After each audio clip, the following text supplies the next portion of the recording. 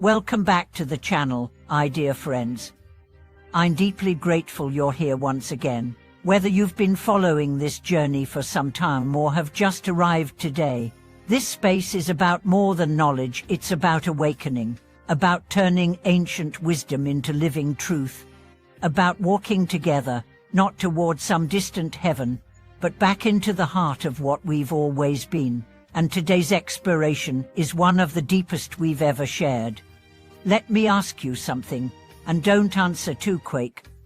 Are you really practicing Buddhism? Not in the sense of how many sutras you've read, not based on how many mantras you've chanted, not by counting the number of times you've bowed, the incense you've lit, or the teachings you've listened to. I mean something much more radical, much more intimate. Are you living as if you and the Buddha are not separate? Because the ultimate truth of the Dharma, the core realization that rests beneath every scripture, every ritual, every practice is this: there is no distance between you and the awakened ones. None. Zero. Not one step. The only separation is in your mind. This may sound shocking at first, maybe even arrogant, but stay with me, because this truth isn't about inflating the ego, it's about dissolving it entirely. Let's begin with one of the most profound teachings of Mahayana Buddhism, the teaching of one body, one mind. The idea that all beings, all phenomena, all Buddhas, and all sentient creatures are not two things. They are one fabric, one movement, one expression of truth appearing in infinite forms. In the Avatamsaka Sutra, it is written, the mind, the Buddha, and all sentient beings, these three are without distinction. Let's pause and let that sink in. You, in your ordinary body, with your worries and cravings and stories, you are not separate from the Buddha, not in essence, not in potential, not in presence. You may not realize it yet, but that doesn't make it untrue. Let me tell you a story from the Zen tradition. A student once asked his master, "What is the path to becoming a Buddha?" The master replied, "There is no path. You are already what you seek." The student said, "Then why do we practice?" The master answered, "To remove the dust from the mirror, not to create the reflection, but to see it clearly." That's what this is all about. You're not building Buddha nature. You're uncovering it. You're not reaching enlightenment as a destination. You're remembering what you forgot in your hurry to become someone else. And this changes everything. It changes how you meditate. It changes how you relate to others. It changes how you see birth and death.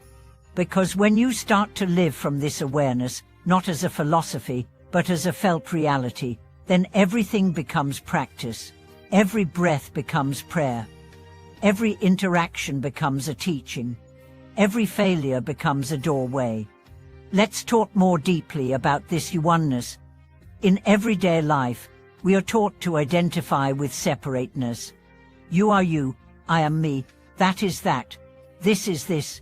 We draw lines between good and bad, self and other, sacred and mundane, spiritual and worldly. And those lines become walls, and those walls become prisons. But the Dharma invites us to look again, to see through the illusion of duality. When you sit in meditation, what are you doing?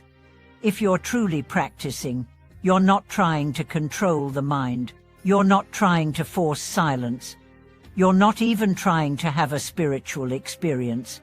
You're learning to abide in what's already there, to sit as awareness itself. The awareness that has no name, no boundary, no center, no edge. And when you truly rest in that, you begin to see the thoughts are not yours, the emotions are not you, the body is not self. They rise, they dissolve, they move like weather. But something watches. That something silent, open, luminous is what the Buddhas realized. And it's not elsewhere. It's not hiding in the Himalayas. It's here, right now, watching these words, breathing this breath. So what separates a Buddha from a sentient being? only this: the Buddha knows who they are. The sentient being forgot. The Buddha sees clearly. The sentient being is lost in dreams, but both are waves on the same ocean. For now, let's bring this into our daily lives. Because it's one thing to hear these truths. It's another to embody them while washing dishes, attending meetings, raising children, navigating illness, or sitting in traffic. How do we live as one with the Buddha? First, we stop seeking enlightenment as an object. The Buddha is not a goal. The Buddha is your true nature. So stop chasing, start recognizing. Second, we stop dividing our lives into spiritual and non-spiritual. Everything is practice. Brushing your teeth can be a sacred act. Listening to a friend can be zazen. Paying bills can be dana, because what matters is not the form but the presence behind it.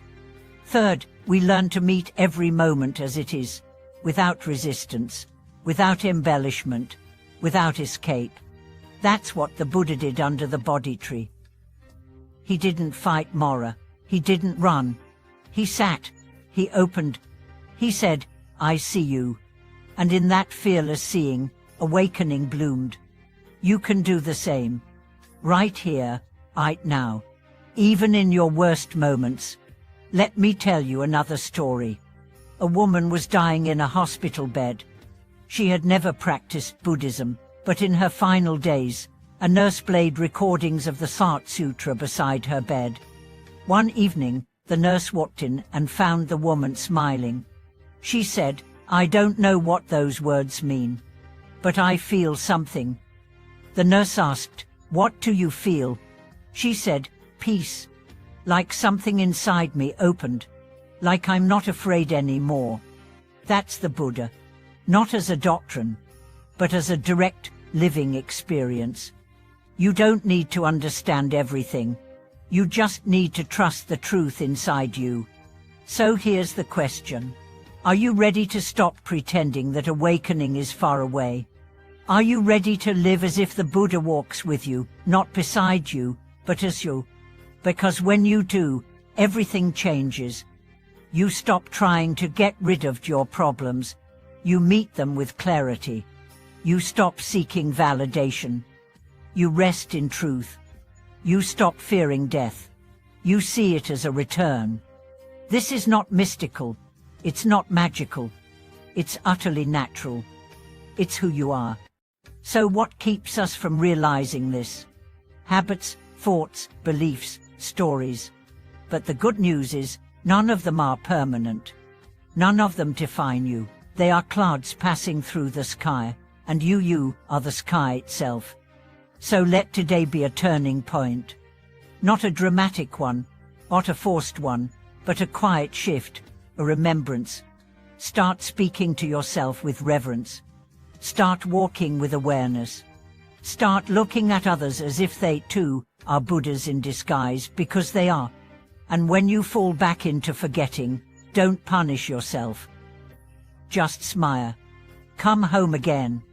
Because there is nowhere to go. You're already here. You're already free. You're already one with the Buddha. Thank you so much for watching this video. If something opened in you today, if you remembered even for a moment who you really are, please share your insight in the comments. Let others know what touched you. Let us grow together. And if you haven't already, please like, subscribe, and share this with someone who might be waiting for this message. The Buddha in you honors the Buddha in them.